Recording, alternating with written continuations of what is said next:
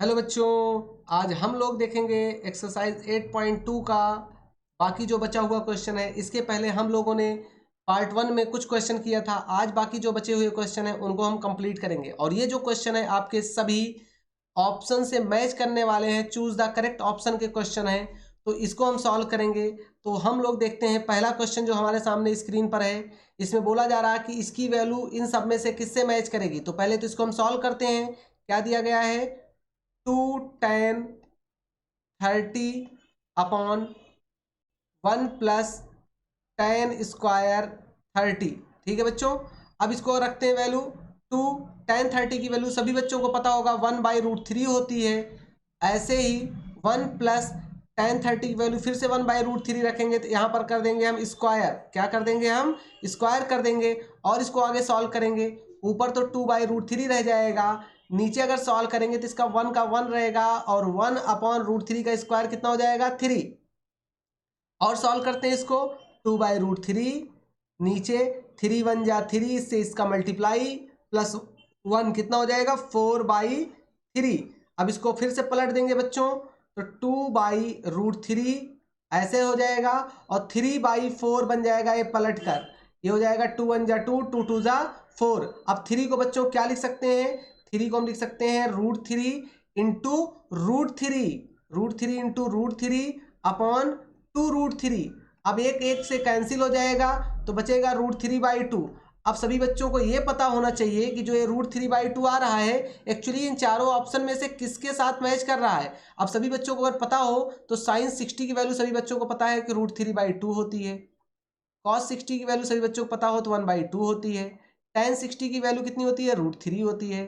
ऐसे ही sin 30 की value कितनी होती है? 1/2 होती है। अब मैच किससे कर गया हमारा √3/2 भैया?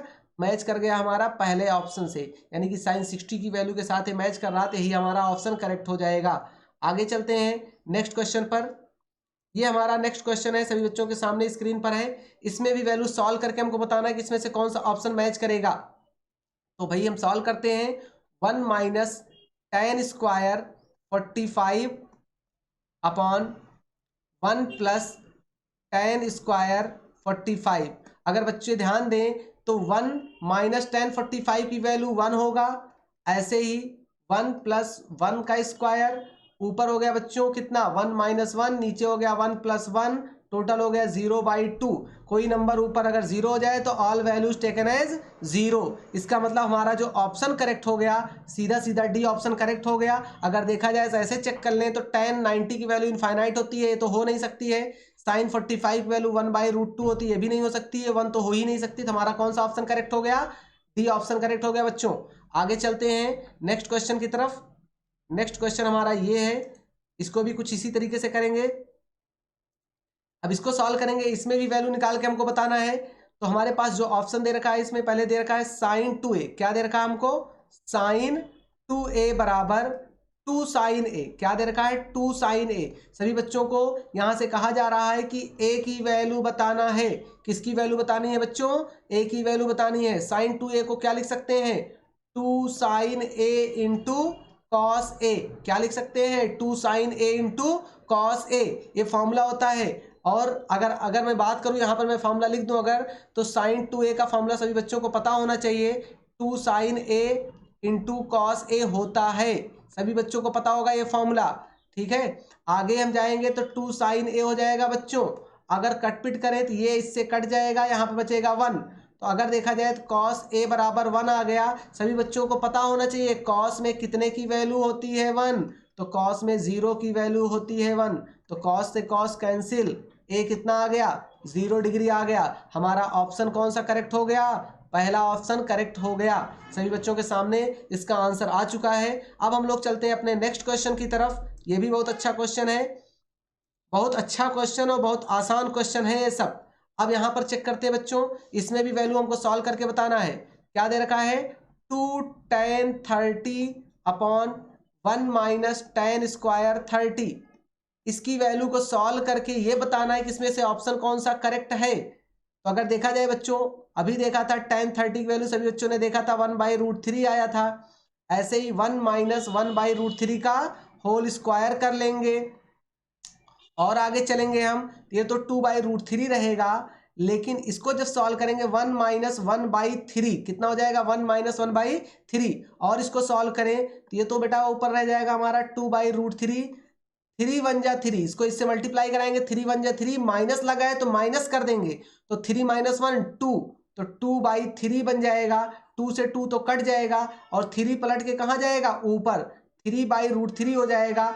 इस 3 को हम क्या लिख सकते हैं, √3 × √3 लिख सकते हैं, नीचे भी हमारा √3 है, ये दोनों क्या हो गए, कैंसिल आउट। तो हमारा जो आंसर आया अभी √3 आया। सभी बच्चों को ये मैच कराना है कि इसमें से कौन सा ऑप्शन होगा जो करेक्ट होगा, मतलब कि किसकी ऐसी वैल्यू होगी जो √3 के बराबर आएगी। अगर देखा जाए सभी बच्चों को पता होना चाहिए cos 60 की वैल्यू 1/2 होती है, ये तो हो नहीं सकती।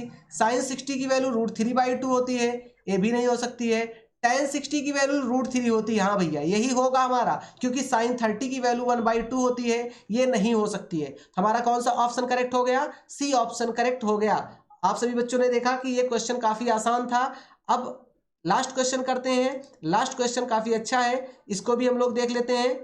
इसके क्वेश्चन, इस टाइप के क्वेश्चन बोर्ड में बच्चों जरूर से जरूर आता है। एक क्वेश्चन यहां पर दिया गया है कि अगर tan a + b, क्या दे रखा है, tan a + b कितना है, √3 है, तथा एंड tan a - b की वैल्यू कितनी है, 1/√3 है। तो कह रहे हैं कि ए और बी की वैल्यू बताओ, किसकी वैल्यू बताओ, ए की वैल्यू बता दो भैया और बी की वैल्यू बता दो। कोई बात नहीं, हम बता देते हैं कैसे करेंगे। अब देखें सभी बच्चे, इधर अगर tan दिख रहा है तो tan में कितने की वैल्यू है, पहले तो ये चेक करें। तो tan a + b अगर चेक करेंगे तो tan में tan 60 की वैल्यू है, सभी बच्चों को पता है, इससे कट गया। a + b कितना आ गया, 60 डिग्री। पहला इक्वेशन तो हमारा बन गया। ऐसे यहां पर चेक करेंगे बच्चों, तो tan a - b की अगर बात करें तो tan a - b में ये जो वैल्यू है ये tan 30 की वैल्यू है। अब यहां से अगर इसको कट पीट करें तो a - b हमारा कितना आ गया, 30 डिग्री आ गया। इक्वेशन क्या हो गया, सेकंड। अब दोनों इक्वेशन को सॉल्व कर लेंगे, हमारा a और b पता चल जाएगा। तो क्या करते हैं, from equation first and second, अगर इन दोनों को सॉल्व करें बच्चों तो a + b बराबर कितना है, 60, a - b कितना आया हमारा, 30। इन दोनों को सॉल्व कर लें, ये दोनों कट जाएंगे, 2a बराबर कितना, 90 डिग्री। तो अगर a की बात करें, कट के कितना आया, 45, मतलब a का जो एंगल आ गया बच्चों आपके सामने आ गया 45 डिग्री।